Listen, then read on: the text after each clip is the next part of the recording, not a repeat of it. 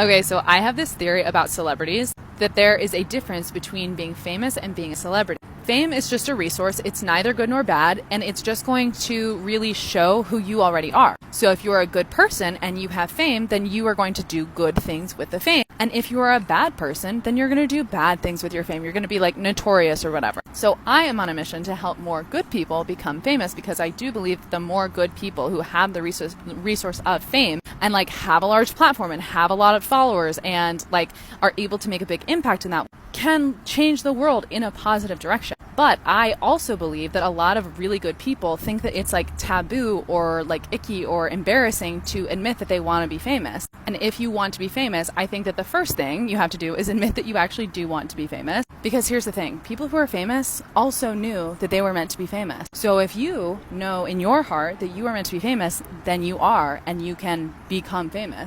But you have to stop judging yourself for wanting that. And ultimately, you also have to get over the fear of being seen. One of the biggest hangups that I see with like the artists, creatives, and influencers that I work with who are becoming famous is that we really are not wired to be like visible to so many people, like masses and masses of people. If you think about like our brains, like we have evolved from the brains of cavemen, right? Cavemen and cavewomen. And cavemen and women lived with a tribe of like, I don't know, like maybe like 150 people. And furthermore, our brains are wired to stay in that community, to stay in that tribe, to not upset anyone, to not trigger anyone. Because if you said something that upset those people, then you are going to be on your own. You're going to have to like find your own resources. You could be potentially attacked by a bear. So our brains are wired to play small, to not go out and be seen in like really big, really vulnerable ways, which is what would be required of you if you want to become famous. So if you do want to become famous, the first thing that you have to do is accept it, make peace with it,